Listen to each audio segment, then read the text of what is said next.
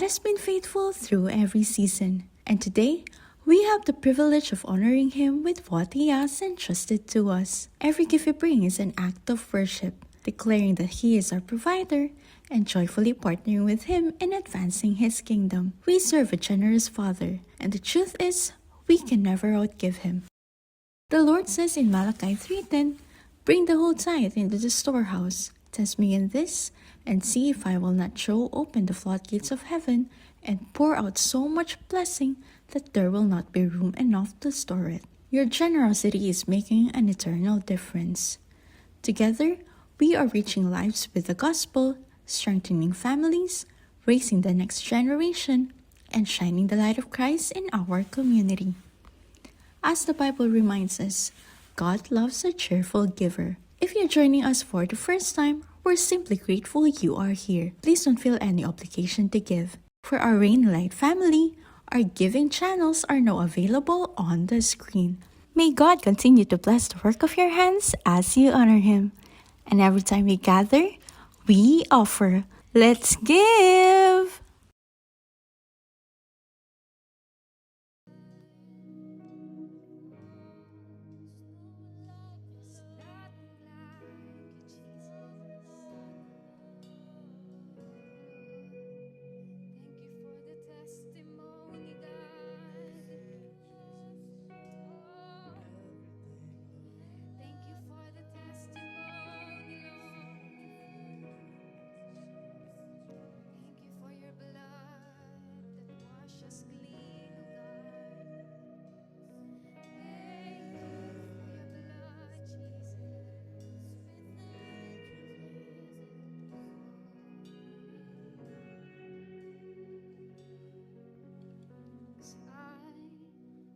Was a wretch, I remember who I was. I was lost, I was blind, I was running out of time. Sin separated, the breach was far too wide. But from the far side of the chasm, you had me in your sight. Thank you, Lord. So you made a way across the great divide, left behind heaven's throne to build it here inside. And there at the cross, you paid the debt I owed. Broke my chains, freed my soul, and for the first time come on, let's sing that again.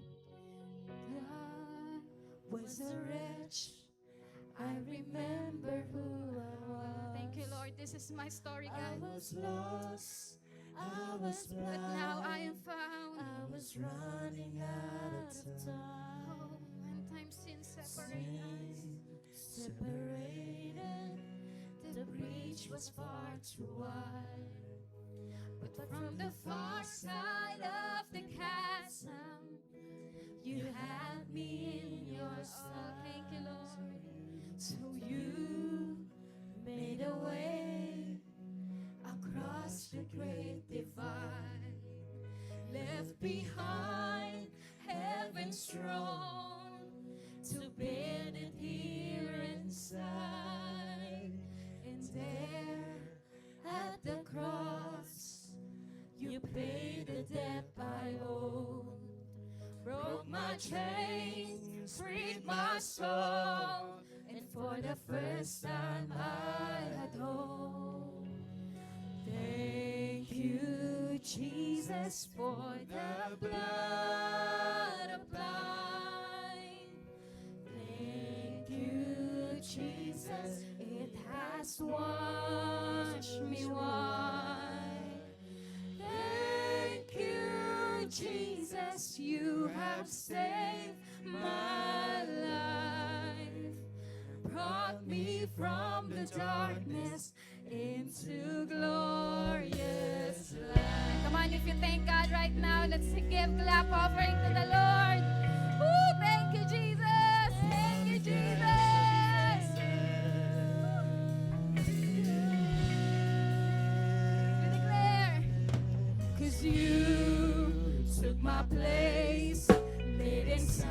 the tomb of sin.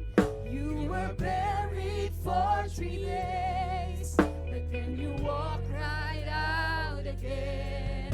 And now death has no sting, and life has no end. For I have been transformed by the blood of the Lamb. Thank you, Jesus, for the blood applied. Thank you, Jesus, it has washed me white. Oh, thank you, Jesus, you have saved my life, brought me from the darkness into glorious light. Thank you, Jesus, for the blood. Oh, thank you, Jesus. Thank you, Jesus. Oh, it has washed me white. Thank you, Jesus, you have saved my life, brought me from the darkness into glorious light. Come on, let us declare this. There is nothing stronger than the wonder-working power of the blood. We sing the blood. How powerful is your blood, God, that calls us sons and daughters. We are ransomed by the Father through the blood. The blood. There is nothing stronger than the wonder-working power of the blood. The blood that calls us sons and daughters. We are ransomed by the Father through the blood. The blood. There is nothing stronger than the wonder-working power of the blood. Of your blood, of your blood, of your blood. The calls us sons and daughters. We are ransomed by the Father through the blood. We sing thank you, Jesus. Thank you, Jesus, for the blood. Thank you, Jesus. Oh, it has washed me white. Thank you, Jesus, you have saved my life, brought me from the darkness into glory. Once again to sing, thank you, Jesus. Thank you, Jesus, for the blood. Thank you, Jesus, it has washed me white. Oh, thank you, Jesus, you have saved my life,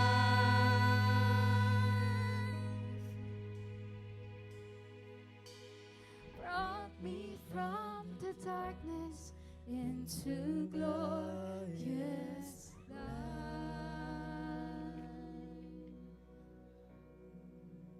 Oh, we thank you, Jesus. We thank you for your blood, God. 'Cause in Him we have redemption. Through His blood, the forgiveness of sin. Oh, in Him I have redemption. Through His blood, the forgiveness of sin. We sing, thank you, Jesus. We sing, thank you, Jesus. Church, can you just thank God right now in your own words? The blood of Jesus redeem us. caught us from the dark. It is not our worship. It is not what you did, but it's just the blood of God that was shed on the cross for you and me. Just appreciate God right now in your own words. Oh, thank you, Lord. Hallelujah. Hallelujah.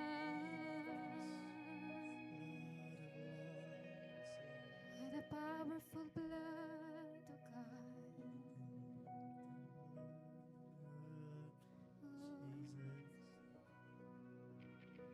There is nothing stronger than the wonder-working power of the blood.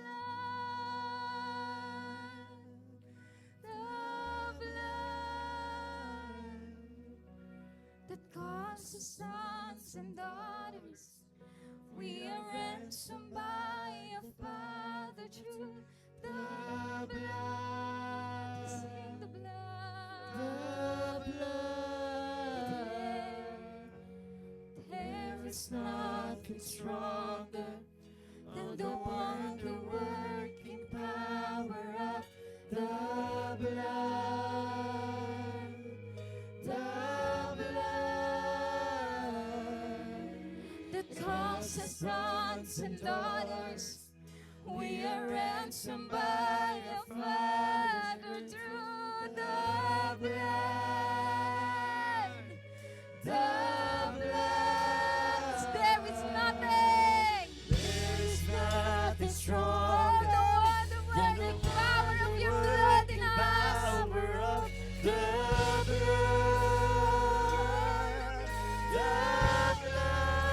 The blood. The sons and daughters. I am ransomed. We are ransomed by the Father true.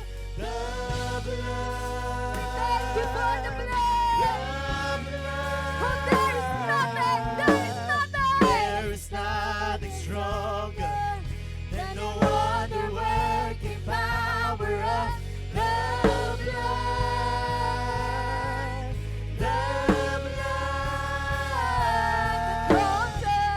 The sons and daughters. We are ransomed by a Father true. The blood.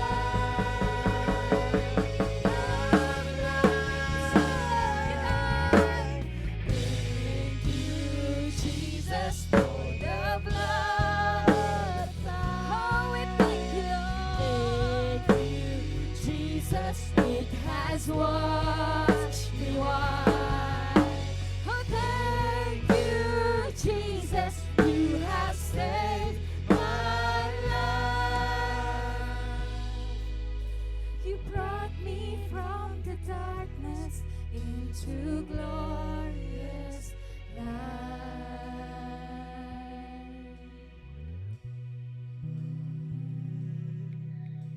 What can wash away my sin? Nothing but the blood of Jesus. And what can make me whole again? Nothing but the blood of Jesus. What can wash?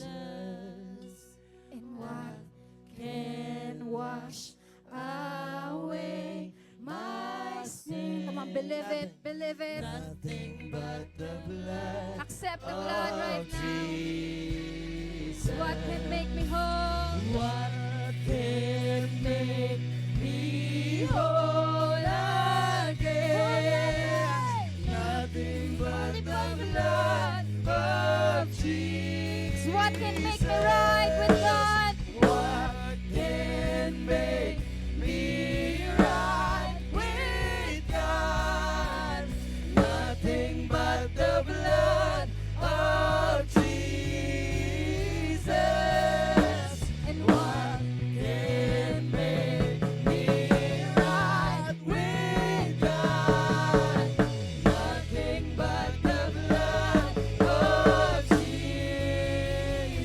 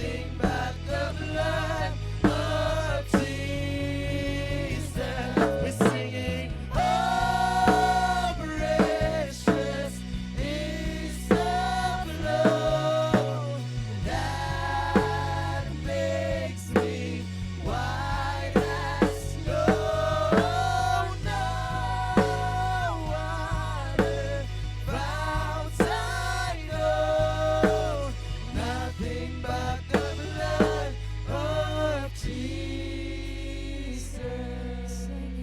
Oh, precious is the flow That makes me white as snow. no other fount I know, Nothing but the blood of once again we sing that. The simplicity of everything in life is the very Word of God. So we need to understand that the Word of God is the power of God. You are created for greatness. You are created to carry God's glory. So that's why you are not ordinary. Hear the Word, read the Word, and allow the Word to perform. Walang malaking challenges sa iyo, naliliit pananampalataya mo. Kahirapan sa buhay mo, tapos. Kaguluhan sa buhay mo, tapos. Utang mo, tapos. Learn to touch the power of God in your life by faith. To deliver the Word of God, let's welcome the Senior Pastor of Reigning Light International, Pastor Lito Peren. Ang pagiging Kristiyano ay isang covenant relationship. Isa pong kasunduang pakikitungo. Hindi pwedeng meron lang tayong religious mindset or religious spirit na ang pakikitungo natin sa Diyos ay isang paniniwala o isang tradisyon o relihiyong ginagawa. Ang Diyos po ay persona at siya po, meron po siyang mga bagay na gustong gawin natin para maging maganda ang relasyon natin sa Kanya. Are you excited for this? So we are in a second part of our topic about the Holy Spirit of God. So the Holy Spirit of God is a person of God, the third person of the Trinity. So ibig sabihin, kapag tayo ay tumanggap sa Panginoon, nalaman natin tayo ay makasalanan, binabago niya tayo. Kapag nagsisi. No, kapag nagsisi, ang pagpapatawad ng Diyos nakadepende sa pagsisisi. Pero meron po akong announcement kasi hindi ho lahat na nagkasala ay nagsisisi. Meron pong umiiyak kasi nahuling gumagawa ng kasalanan. Pero hindi ho lahat ng umiyak nagsisi. Anong ibig sabihin ng pagsisisi? Ang pagsisisi ay alam mong mali ang iyong ginawa at may desisyon kang kalimutan na ito at gawin ang tama. Yan ang ibig sabihin ng pagsisisi. Kaya nga, may binanggit ang salita ng Panginoon sa 2 Corinthians 5:17. Ang mga nakipagkaisa kay Kristo ay bago ng nilalang. Sino dito yung gusto mong maging bagong nilalang ka? So, ang pagiging bagong nilalang, hindi mo magagawa sa iyong sarili yan. Magagawa yan kapag ka nakipagkaisa ka kay Kristo. So this is the Word of God for each and every one of us. Hindi ka pwedeng magiging mabait lang sa sarili mo. Iba yung mabait, iba yung makadiyos. Kasi hindi lahat ng mabait makadiyos. Yung mabait na hindi makadiyos, hiwalay pa rin sa Diyos ang pag-iisip. Hiwalay pa rin sa Diyos ang damdamin. Hiwalay pa rin sa Diyos ang kalooban. At hiwalay pa rin sa Diyos pag tapos na ang buhay niya dito sa lupa at nagkaroon tayo ng karanasan ng kamatayan dito sa lupa, mararanasan natin ang paghihiwalay. So kaya, mahalaga na tayo ay nakikristo. Kaya pagka bumabalik doon sa luma, lagi niyong alalahanin ang krus ng Panginoon. Those who are in Christ, no, ang mga nakikristo, tandaan niyo po palagi, si Kristo nung panahong inililigtas tayo nasa krus. Sino po yung masaya na nandito ka ngayon? Nung inililigtas tayo ng Panginoon sa kapangyarihan ng kasalanan, sa impluensya ng kasalanan, nasa krus siya. Kaya kung gusto mong magkaroon ng relasyon sa Panginoon, lumapit ka sa krus. At hayaan mong mamatay ang gusto ng iyong katawan. Kaya if anyone is in Christ, if anyone is in the cross, if anyone is in the cross, he is a new creation. Because the cross is the symbol of God's love to forgive our sins. Sino yung masaya na naandito ka ngayon? Hindi makakakilos ang kapangyarihan at ang persona ng Santong Espiritu kung wala tayo sa krus. So the cross is our encounter moment. Who among you are excited for your encounter? So lahat ng bagay bunga ng relasyon. Sapagkat kung gagawin mo ang isang bagay na napipilitan ka, wala yang kapangyarihan. At hindi naluluwalhati ang Diyos kapag napipilitan ka. Pero kapag gusto mo ito, ginawa mo, kahit na mahirap, natutuwa ang Diyos. So hindi madali ang iwasan ng kasalanan. Pero madali mo itong magagawa kung tayo ay wala na sa katawang ito. Ibig sabihin, ang buhay natin na kay Kristo na. Ang sarap magalit. Sino dito nagagalit? Taas ang kamay. Nagagalit? Taas ang kamay. Nagagalit? Taas ang kamay. Palagi. Okay na magalit, wag lang palaging galit.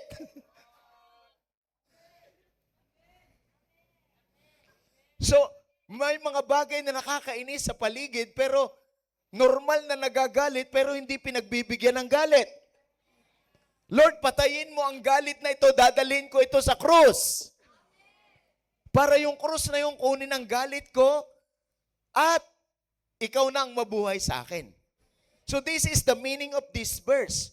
So that's why I just want to welcome everyone who are decided to be in Christ today. Come on, bigyan natin ng the best clap si Lord. He deserves all the praises, all the glory. I just want to remind each and every one of us, hindi porke nasa church ka na kay Christ ka.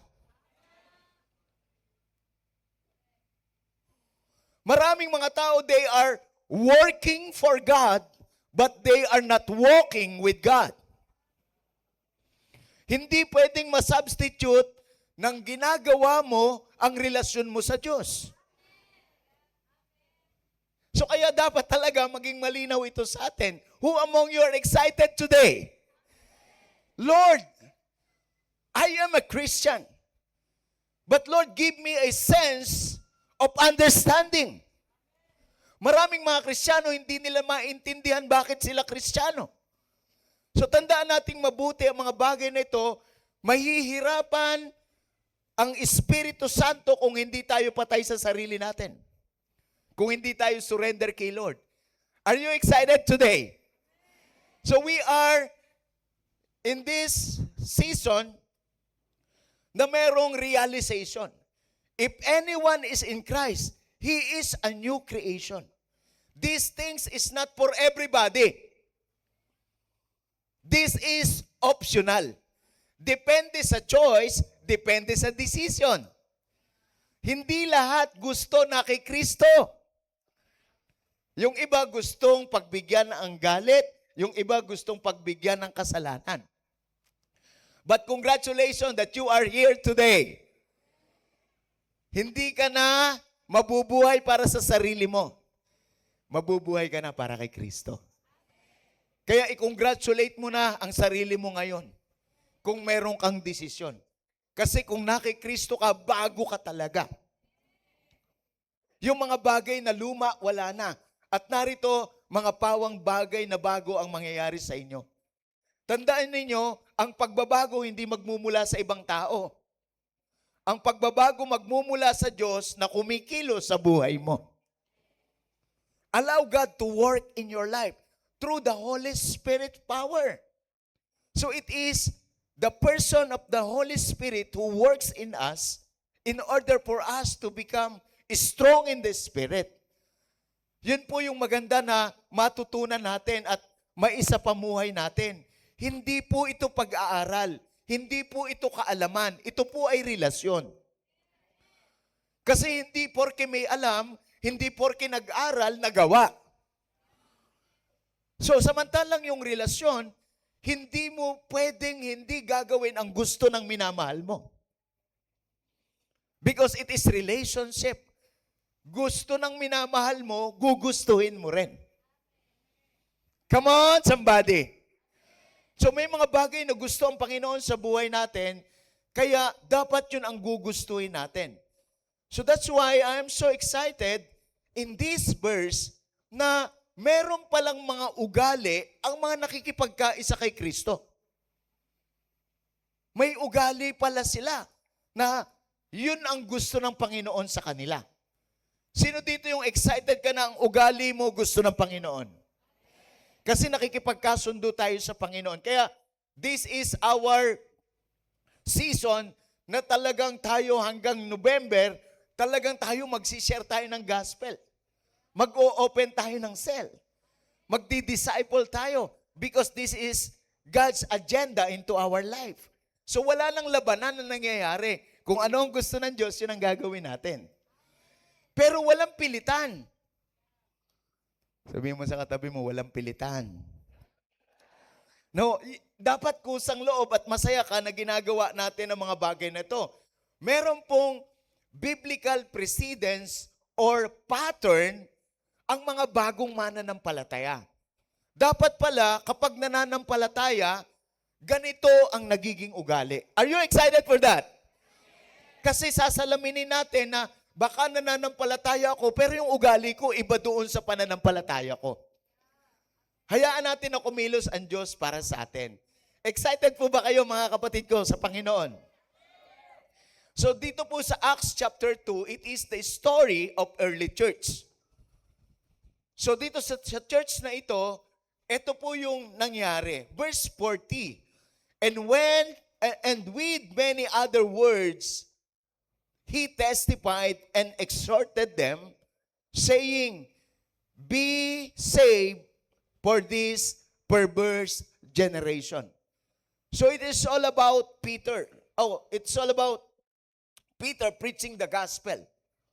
Sabi niya, umiwas kayo sa salungat at masamang sanlibutang ito. Salungat sa Diyos.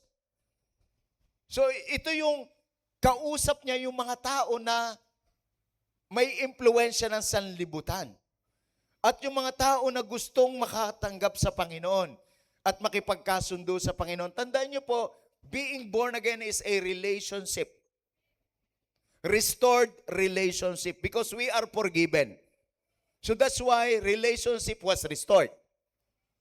Yan po ang ibig sabihin ng born again. Ang born again, hindi siya religion. Ang born again, hindi po siya doctrinal issues. Ang born again po ay experience. Kaya nga, ang sabi niya, marami siyang sinabi sa salita ng Diyos, kaya ang sabi niya, be saved for this perverse generation. Ang sanlibutang ito, ang mali sa kanila, yun ang tama. At ang tama sa sanlibutang ito, yun ang mali sa Diyos. Perverse generation. So kaya, sinisave natin ang mga tao sa perverse generation. This is God's business. So kung tayo gagaya lang sa iba, wag na tayong mag-church. We are just wasting our time. We are deceiving ourselves. Pero walang significant yung life. What I'm trying to say is, I want your life to become a model. I want your life to experience the goodness of God. So that's why, be saved from this perverse generation. Pakisabi sa katabi, be saved. Be saved. Be saved.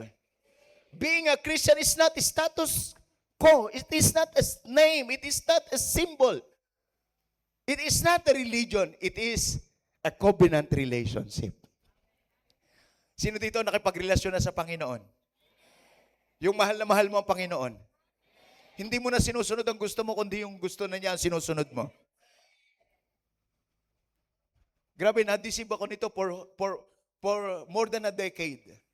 Almost 12 years. Alam nyo, mahal na mahal ko si Pastora Tess ninyo. Mas mahal ko kay Lord. Hindi ko yun naramdaman because emosyonado ako that time. Mas mahal ko si Tess kaysa kay Lord. Noon.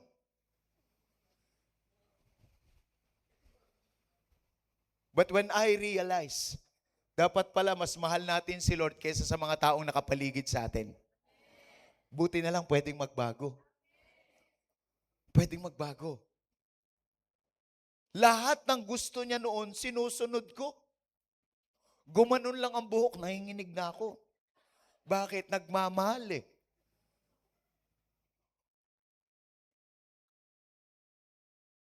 Napaka-makapangyarihan ng pagmamahal. Pwede kanyang ilapit sa Panginoon, pwede kanyang ilayo sa Panginoon. Why? Based on my experience. Pero during that time, ang buhay namin magulo. Kaya kung gusto mo ng buhay na payapa, sumunod ka kay Lord. Kung gusto mo ng buhay na magulo, sundin mo yung emosyon. Because it talks about life. It talks about future. Seryosong buhay. Kaya dapat seryoso tayo sa ginagawa natin. Let us get out of these people to perverse generation. Who among you are excited that you are born again? So if you are born again, ang sabi ng verse 41, then those who gladly receive His word were baptized. This is my question to you, my brothers and sisters in Christ, my Reigning Light family. Do you receive the word of God with joy? With gladness? Receive the word of God with joy and gladness. Receive the word. Kahit na ikaw ay nabaptize na, dapat ang salita ng Diyos sa iyo, sariwa pa rin. At yung mga gusto na sumunod sa Panginoon, kailangan talagang i-baptize. Sino nagpapasalamat ka na, buti na lang, naka-attend ako ngayon. Kasi, pwedeng matagal ka nang uma-attend, pero wala yung ugaling ito. Ano sabi diyan? Those who gladly receive His word were baptized. And they about ilan? 3,000 soul were added to them. So this is my prayer, na yung life mo maging impactful. Para hindi ka na mag-invite, sinasamahan ka. Mayroong influence yung life mo, may dating yung life mo because you are living for God's greater glory. So itong mga taong ito, naka-receive ng word, 3,000 men. This is my prayer, na itong lugar na to mapupuno ng mga dating makasalanan pero gustong magbago ang buhay. Hindi yung naandito ka na gusto mo pang magwala. Inaayos ka na, huwag ka nang malikot. May kausap ba ako? Ayusin natin ang buhay, huwag ka nang paulit-ulit. Dapat ang buhay mo papaganda ng papaganda ng papaganda araw-araw. So let us help us. No, let us work together na ang mga tao talaga tanggalin natin doon sa maling impluwensya ng sanlibutan. So noong mga panahong yon, isang preaching lang ni Peter, 3,000 soul yung nadagdag. Why? It is not the message of Peter. It is not because of Peter. Because it is the work of God to the life of Peter. Who among you are excited today? You will become a Peter of our generation. Your life is influenced. Maraming makababalik sa Panginoon dahilan sa nabuhay ka. Dahilan sa nakaupo ka dyan ngayon. Be a Peter in our present time because the world is perverse. Sino excited? Kaya talagang yan ang buhay natin. Yun yung ating gagawin. Kaya nakaka-excite ito. Imagine mo, hindi imposible. Kapag tayo naka-align kay Lord, Hindi na magpaghihirapan. Si Lord na ang magliligtas. Si Lord na ang magdadagdag. Ang kailangan lang natin gawin, yung Holy Spirit sa life natin maging evident. So these people na sumunod sa Panginoon, nagpabaptize, nadagdag sa church, 3,000 souls were added. So sino dito yung excited ka dadagdagan ni Lord? At yung mga dadagdag ni Lord dito, magiging kaugali mo. Kasi kaugali mo si Kristo. Yung hindi ka na mag-i-enjoy gumawa ng mali. Parang wala na akong kausap. Pakisabi, hindi ka mag-i-enjoy ng mali. At tandaan nyo, kahit hindi nahuhuli ang kasalanan ginagawa mo, mali pa rin yan. At ang pinakamahirap na kalaban sa lahat, yung konsensya mo. At para i-validate yung mali, sasamahan mo lang yung mga gumagawa ng mali. At hindi porke marami, tama. This is the very word of God. Let us help this perverse generation to know God in their life. So be the Peter in our present time. And verse 42. Verse 42. And they continued steadfastly in the apostles' doctrine and fellowship, in the breaking of bread, and in prayers. To God be the glory. Sa translation sa NIV version, please open up in NIV version. No, sabi ng verse 43, 42, they devoted themselves. Those who receive Jesus must be, number one, devoted. Devoted. They devoted themselves. You will never be a Christian with double standard life. You are not a Christian if your life is double standard. What I call you is that you are religious, not a Christian. Because the Christian understand yung relationship niya kay Lord, kaya siya nagiging devoted. Tandaan nyo, kapag ka mga sumunod kay Lord, naging masunurin, pinagtatawanan ng mundong ito. At wag mangyari ito sa inyo. Yung mga sumusunod kay pastor, pagtatawanan nyo. Uy, sumusunod ka kay pastor, mga masunurin kay pastor. Hindi tayo nagpaparami ng masuwayin. Tandaan ninyo, this is all about battle in the spirit. So we need to be devoted to God. And we need to be devoted to the man of God. Why? Kasi ito lang ang gagawin natin. We need to be devoted to what? To the apostles' teaching. Devoted to the word. Kaya merong cell group, kaya merong devotion. Bakit? Pinag-uusapan dyan yung word ni Lord. Bakit maraming tao nahihirapang magbasa ng Bible? Why? Because the Holy Spirit is grieved in his life or her life. Nagigrieve siya. Bakit? Gustong-gusto ng Holy Spirit na nagbabasa ka ng Bible. Kaya lang natatamad tayo. Sino yung aamin natatamad ka? Taas ang kamay, natatamad, magbasa ng Bible, natatamad, magbasa ng Bible. Ulit. Gusto kong maintindihan yung ginagawa natin, ba't ka nakaupo ngayon dito? You need to realize who you are before the Lord. Sino dito natatamad magbasa ng Bible? Ako natatamad ako magbasa ng Bible. Pagka minsan. Kaya hindi ako nagbabasa. Nakikinig ako, merong audio Bible. At all costs, by all means, you need to feed your soul. Because you are the only one who is responsible for your soul. If you want to live a significant life, you need to be devoted to God and you need to be devoted to His Word. Dapat solid. Solid. Kaya lang, walang ano. Kung bakit natin ito paulit-ulit ginagawa, kasi nga, kailangan natin gawin. Hindi porke mahirap titigilan. Kaya, napakahalaga ng ginagawa natin ngayon. Sino excited ka na ang buhay mo magiging display center ni Lord? So let the Holy Spirit work in your life.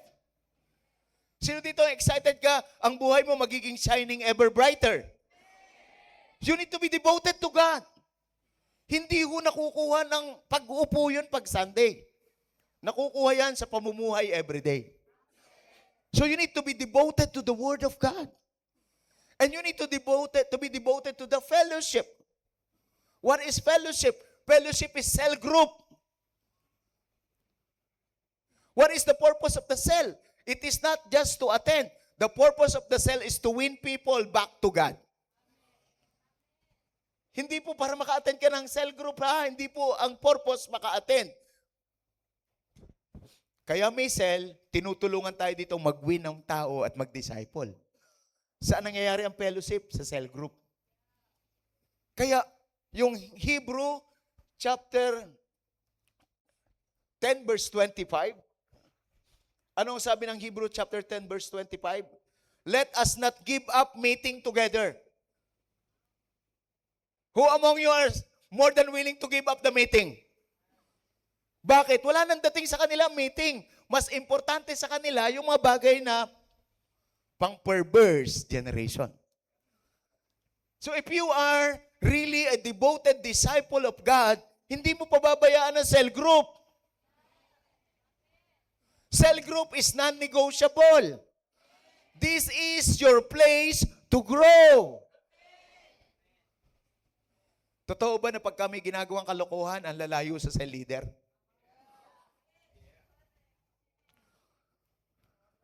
Hello? Chinachat, hindi nagre-reply. Hindi lahat na nag-church, ginagawa ang kalooban ng Diyos.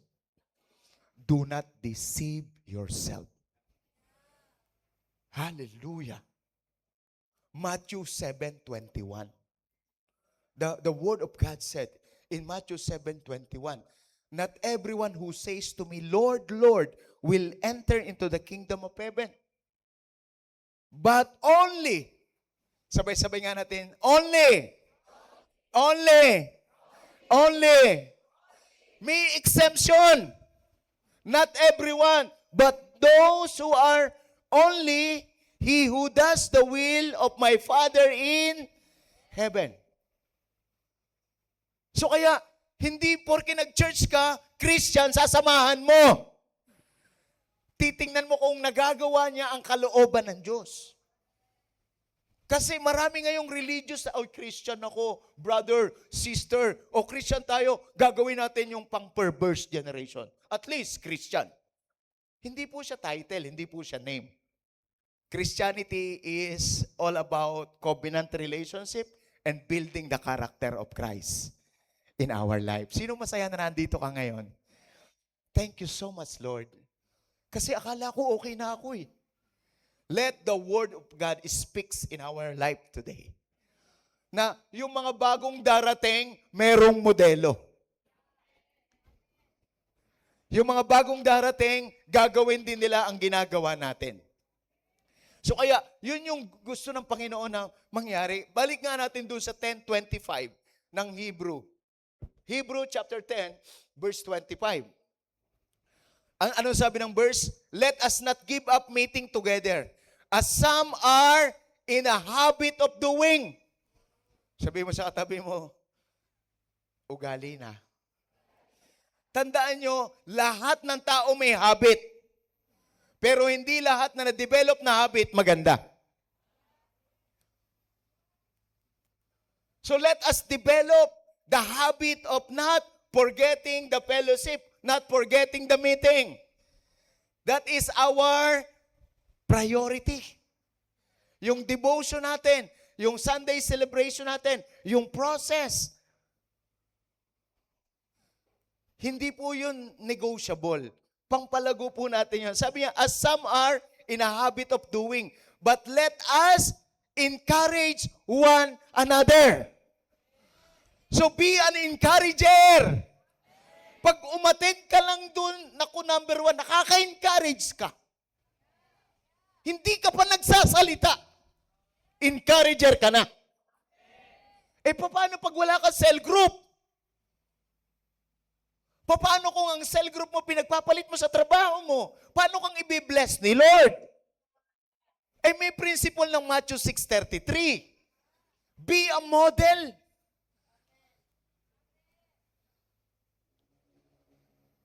Be a model. Sa biyaya po ni Lord. Because I am who I am by the grace of God. Kahit masama ang pakiramdam ko, hindi ako kayang patigilin ng masamang pakiramdam para gawin ang kalooban ng Panginoon. Because this is my prayer. Lord, wag lang ako magkasakit ng malala, itutodo ko sa iyo. Lord, magbibigay ako palagi sa iyo, wag ko lang gastusin sa ospital. That is my covenant. Lord, yung insurance, maganda yan, pero mas maganda yung assurance. I am secure in your hand. So kaya, yung buhay natin mga kasama, maganda po na ang buhay mo, encouragement. Imagine mo, nag-aaral ka, ang dami ng iyong requirement.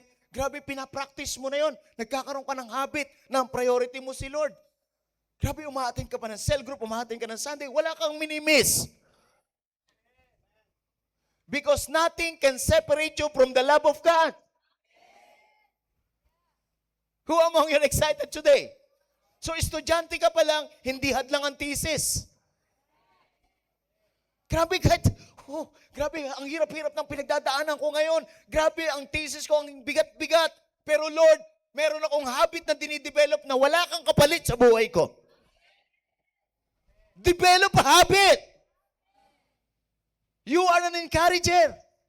Maniwala ka pag na-develop ka, makakagraduate ka, kahit matindi ang iyong business, matindi ang iyong trabaho, grabe ang habit mo, umattend pa rin ng cell. Bakit nakapag-develop ka ng habit? Every person has the habit. But I am telling you today, I am challenging you today, magkaroon ka ng habit na maging encouragement. Magkaroon ka ng habit na gawin ko anong pinagagawa ni Lord sa atin. Do not forget the meeting, the fellowship, the cell group. Hello, somebody. Why? Because I am an encourager. Kasi hindi ako nagtuturo sa anak ko na sumunod ka sa Panginoon. Itodo mo sa Panginoon. Hindi tinuturo, minomodel. Kasi yung nadidevelop yung utak nila. Nadidevelop sila dyan. Nakikita yung modeling ko. As a father to my son. Sa future son. In-law. Daughter pala siya. Pati sa asawa ko. Be a model, be an encourager. Talagang dumarating yung time, yung asawa ko, hindi naman niya gusto palaging kasama ko. Minsan niya sinasabihan, love, kasama lang kita pero hindi kita kaisa. Sinasabihan ko talaga siyang ganun. Bakit? Discipleship moment yun. Love, hindi porke kasama, kaisa. Hindi niyo nakikita yon. Number 1 disciple ko, asawa ko. Kaya sa mga asawang lalaki dito, be strong! Ikaw ang ulo. Tapos sisisi mo, kasi yung asawa ko eh. No. Hindi ka naman pinilit dyan eh. Ikaw ang pumili dyan. Bakit parang ngayon yan kaaway na kaaway mo? Parang ang bait-bait mo at ang salba-salbahe niya. Huwag ganon. Sino may naiintindihan? Sino excited dito magdi-develop tayo ng habit?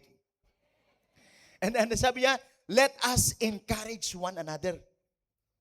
So tandaan mo, basta present ka doon, grabe nakaka-encourage ka. Nakaka-encourage ka. Your life is an encouragement. May training tayo sa Antipolo. Grabe, kahit pagod na pagod kami, pumupunta kami doon.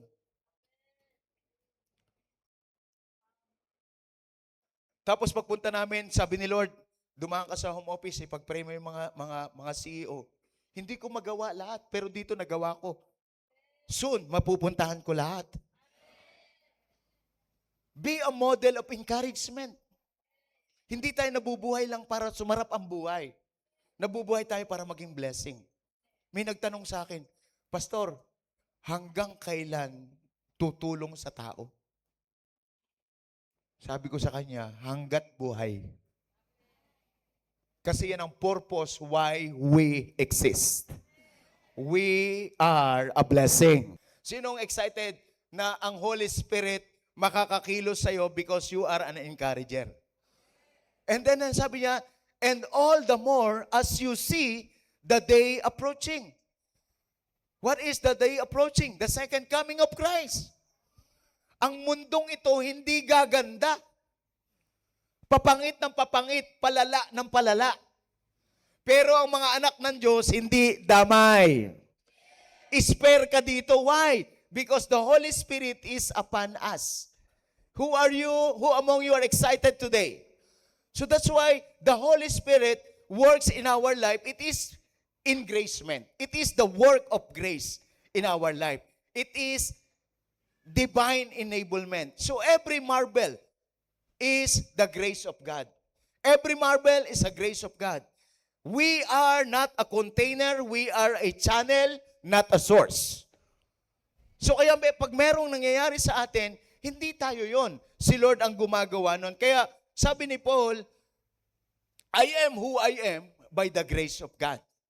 So that's why yung kapangyarihan ng Panginoon sa pamamagitan ng Santong Espiritu, dumadaloy lang sa atin. Sino dito yung masayang-masaya ka, dadaluyan ka ng Santong Espiritu? Kaya lang, develop a habit. So, engracement produces humility. If you understand that it is only by grace, lalo tayo nagiging humble. Alam niyo po ba na ang isang Kristiyano na hindi masunurin sa Panginoon, nagiging prideful? Yung bang parang utang na loob ko, kasi utang na loob ni Lord kasi umattend ako. No, ang pagpunta rito, privilege. And if you do that kind of privilege, there is a great reward. So kaya, grace lang ni Lord ang mga bagay na to sa buhay natin. Paul never credited his achievement to himself.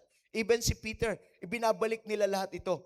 Instead, dineclare ni Paul ang 1 Corinthians 15:10, sabi niya, by the grace of God, I am who I am. So we need to understand, no? Understanding grace destroys pride. So dapat tayong mga anak ng Diyos, hindi tayo prideful. Dapat humble. So nagiging humble lang tayo kapag meron tayong realization. And humility says, God did it. Humility says, God supplied the strength.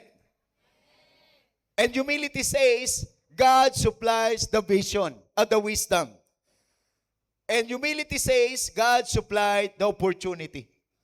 Who among you are excited for the strength? Who among you are excited for wisdom? Who among you are excited for opportunity? So be humble. Hindi tayo ang magaling, si Lord. And I just want to remind you that pride reduces grace. Pride reduces grace.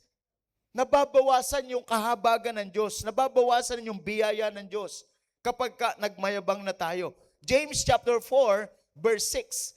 The scripture teaches us that God resists the proud, but He gives grace to the humble. Who among you are excited? Grabe, you need to humble ourselves before the Lord. Hindi tayo to. Hindi tayo. Kay Lord ito. Si Lord yan. The moment we begin to believe the success belongs to us, grace begins to diminish. To diminish. Sabihin mo sa katabi mo, nababawasan, nawawala. No, pagka wala ng grace, ang hirap na ng lahat ng bagay. So kaya, doon lang tayo nag-ooperate sa grace ni Lord. Pride blocks the flow of divine empowerment. Kaya ang buhay natin, merong power kasi merong Holy Spirit.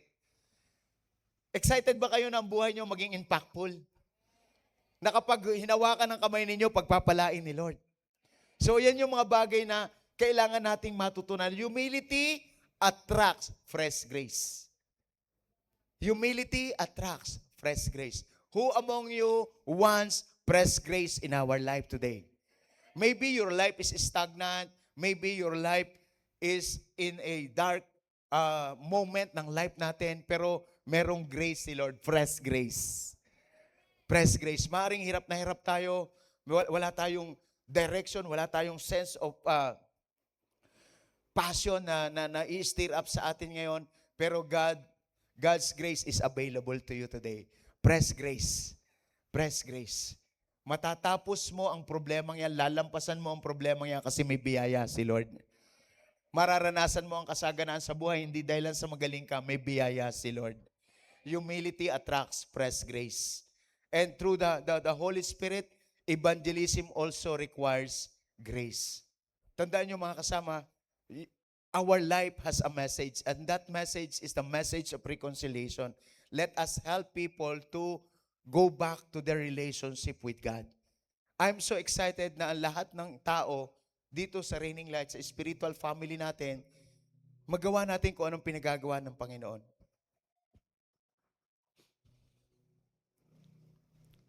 Luke 19:10. Jesus Christ came here on earth to seek and save the lost. Maraming mga taong napapahamak. Maraming taong naliligaw. And the work of God through His grace, through His Holy Spirit, parehas tayo nang gagawin. It requires grace. Winning souls is not merely the result of good method. Yes, nag-train tayo. Pero bakit ba nahihirapan? So, i-align natin yung sarili natin. So, grace, through God's grace, God gives, number one, the strength. God will give us the strength. Supernatural strength. God will give us the strength. God will give us the boldness. God will give us the boldness. Yung tapang mo, na sabihin, ito ang ginawa ng Diyos sa akin. So this is all about the grace of God. Kailan mo huling ikinuwento si Kristo sa buhay mo? Kailan mo huling naranasan ang biyaya ng Diyos sa buhay mo? So let's evaluate ourselves. Be bold before the Lord because God gives you His boldness. God gives the opportunity. Who among you are excited for the opportunities? So, habang ang opportunities hinihintay natin, prepare yourself for something great. Because preparation attracts those kind of opportunities in our life. Kasi ngayon may opportunity na dumarating, pero ang problema hindi tayo prepared. So, ano ang dapat nating gawin? Lalampas lang 'yon. Wala kang magagawa. Kapag may opportunity, hindi ka prepared, lalampas 'yan. Pero kapag ikaw ay prepared, dumating ang opportunity, sakto ang opportunity para sa iyo 'yan. Who among you are excited by God's grace, new opportunity be upon your life? New business, new clients, new relationship. As husband and wife, new relationship. New relationship. Then, God gives the conviction. Ikukonvict ka talaga ni Lord. And it is not the conviction, God gives the harvest. Si Lord ang magdadagdag. Every genuine conversion is evidence of God's grace at work. It is the grace of God who really at work. Grace flows through divine order. Kaya ko inihanay lahat yun sa inyo para wag lang tayong maging religious Christian, kundi maging impactful Christian na dumadaloy ang kapangyarihan ng Diyos sa atin because we are aligned. Divine order. So God often releases grace through spiritual fatherhood, mentorship, and impartation. So that's why may training tayo. Monday, be here. Be present at the cell leaders training, cell leaders gathering. Be here. Because if you are not participating, you are not a part. You are not a part. So if you participate, makakapag-contribute ka. Ikaw ay pamilya. Hindi ka guest. You are family. Tandaan nating mabuti, meron lang tayo ngayong actual cell leader at potential cell leader. Yan lang ang meron tayo ngayon. Kaya meron tayong pinagdadalhan dito because we want God to release His grace through us. So dadalo yung pagpapala na yan sa buhay natin. So throughout the scriptures, we see divine grace transferred through covenant relationship. From Moses to Joshua, to Elijah to Elisha, Paul to Timothy. We are blessed and favored kasi nakatap tayo sa mga great model around the world. To God be the glory. We see in our own eyes. Nakita namin yung mga 100,000 congregation, yung 200,000 congregation. CR pa lang 1,200 na. Sabi ko, Lord, kahit man lang 200 CR, pwede na muna sa amin yon. Natap natin yon, natap natin yon. Magfo-flow yan. May gagawin si Lord sa Raining Light. At ayaw ko na merong maiwan. Ayaw ko na umaasenso ang iba, yung iba naghihirap. So let's receive the flow of God's grace in our life. Nakita ko ng sarili kong mata. To God be the glory. Nakita ko yung the Hand of God Cathedral. So the Hand of God Cathedral, pansinin nyo parang kamay. Kaya ba nating i-plus dito sa screen? The Hand of God Cathedral. 5 daliri. Yung bawat 5 daliri na yan, naglalaman ng 200,000. I mean, 20,000. Kaya siya 100,000. Nakita ko yan ng mata ko.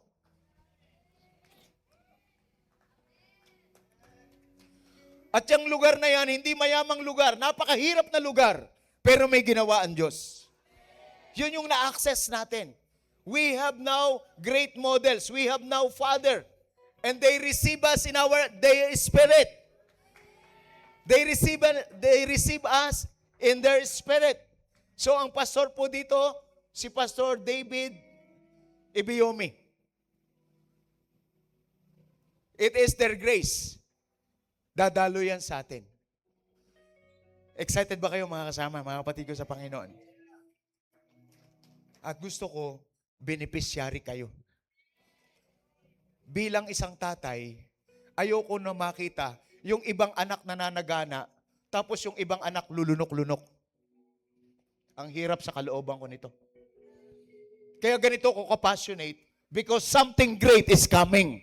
Something bigger is coming. Because we access the grace. We access the grace. Natur po kami niyan. Tinur kami dyan. Sila din po may mga eskwelahan. And then, meron po dyan yung 200,000 seating capacity. Another city naman po yan. Ito po ay sa Legos. Legos naman to. Yung isa ay sa Port Hans Court. Ito po sa Legos, the Ark. Ito po yung naglalaman ng 200,000 all in all. Kasama po yan sa Guinness Book of Record. The largest stadium, covered stadium, first around the world. To God be the glory. To God be the glory. To God be the glory. And they receive us in their spirit. Access is very important. There is something happening in the last days. And I want you not to be ignorant about these things. So that's why I give you information. And ask God for wisdom. Ask God for understanding. For you to receive your portion. For you to receive your portion. Be one of us. Do not isolate. Do not be driven by your own intellect. Do not be driven by your own emotion and desires. Let God rule in our life. Nandiyan ba yung video na after naming umuwi, sabi may picture din dyan, tapos sabi ni Papa David Oyedipo, parang ayaw pa niya kaming pauwiin. Kasi masaya siyang kasama kami. 3 times. Sa pag-stay namin ng 2 nights doon at saka 3 days, 3 times niya kaming minute. To God be the glory. To God be the glory. What I'm talking about is accessing the grace. Accessing the grace. Ito pong the ark na to, meron po yung cover. Ito pong LED wall natin, 5 by 9 yata kung hindi ako nagkakamali. Yung pong LED wall nila, 100 plus ang haba. To God be the glory. Yung bubong nila, walang brace. Yung lahat ng magagaling sa buong mundo, nagtulong-tulong para mabubungan nito. To God be the glory. To God be the glory. What I'm trying to say is that access. And he said, Papa David Oyedipo said, you can come back here anytime. You can come back here anytime. Bago niya sabihin, you can come back here anytime, ang sabi niya, parang ayaw ko pa kayong pauwiin. Pwede bang i-delay ang inyong flight? To God be the glory. Sabi ko, Lord, kung meron kaming 200 CR, hindi na, not bad. Sino dito excited ka? CR natin 200. Grabe. Tapos, yung ating tao sa loob ng simbahan, mga 50,000 lang. Okay na yun, mga 50,000 tayo. No? Okay yun. Pag ganyan na, kadami yung tao, ibang level na yan. Yung ating leadership, yung ating management, ibang level na mga tao. Kaya ini-encourage ko ang bawat isa sa atin, do not be stagnant. Develop yourself. Improve yourself. Be a model. Be a model. So let's watch this video. Whatever time is due, it's over to him. Just obey what he says.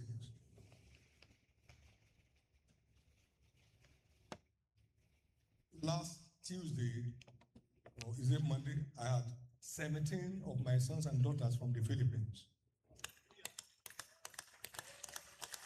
17 of them. They are from various ministries in the Philippines. We have come for you to father us.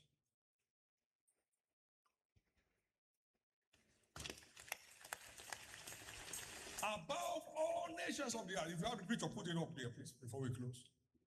Above all nations of the earth. That's last week. You saw the Brazil. You saw the Chinese. Have I been to Philippines before? No. I don't know where Philippines is.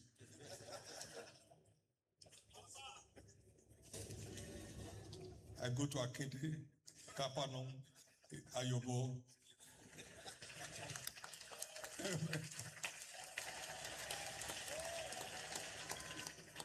You better follow Jesus with your spirit. Then the worship us, worship him in spirit and in truth. I heard God say that to me. Today we're 144 nations. To God be the glory.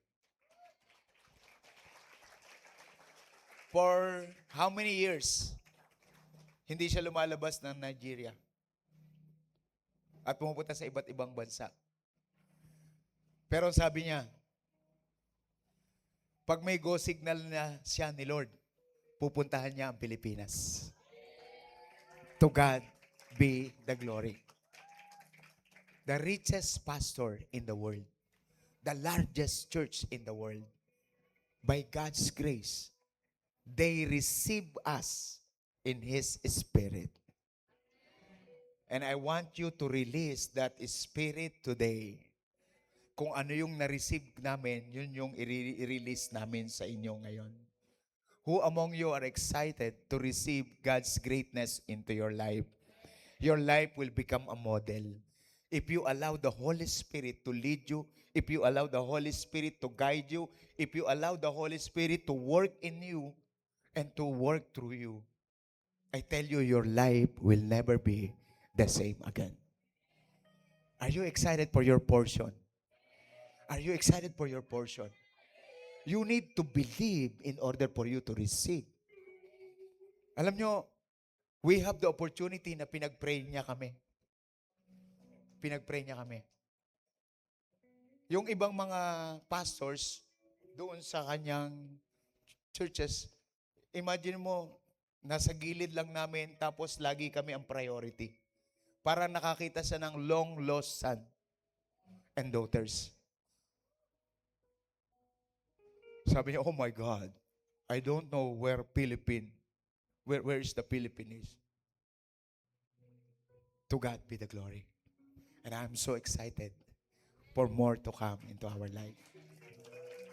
Sa inauguration ng kanilang The Ark, the largest covered stadium in the world, Guinness Book of Record, gagawin uli nila yan. To God be the glory. Natap natin yan. And it is only by God's grace. Who among you are excited to receive your portion right now? Marireceive mo lang ang portion mo kapag nakipagkaisa ka kay Kristo. Hindi yan para sa lahat. You will receive your portion. And today, God is more than willing to give your portion because He loves you so much. That's why, kaya ka na andito ngayon, para magkaroon ng magandang relasyon sa Kanya. Wala na tayo doon sa paghihirap. Nandun na tayo sa kasaganaan. Tapos na tayo sa kahirapan. Sino dito yung masayang-masaya tapos na sa kahirapan? Tapos na sa kahirapan. Tapos na sa kahirapan. And let us enter into the door of prosperity. No more scarcity in our life. Just stand in His presence. Tayo sa presensya ni Lord.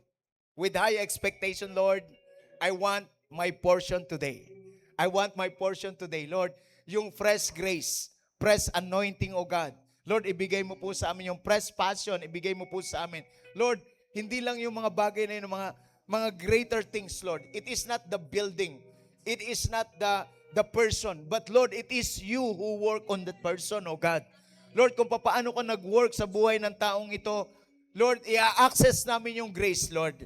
Kahit na mahirap yung bansang Nigeria, Lord, pero yung iyong riches, Lord God, pinakita mo po, Panginoon. Lord, we want to receive our portion. We want to receive our portion.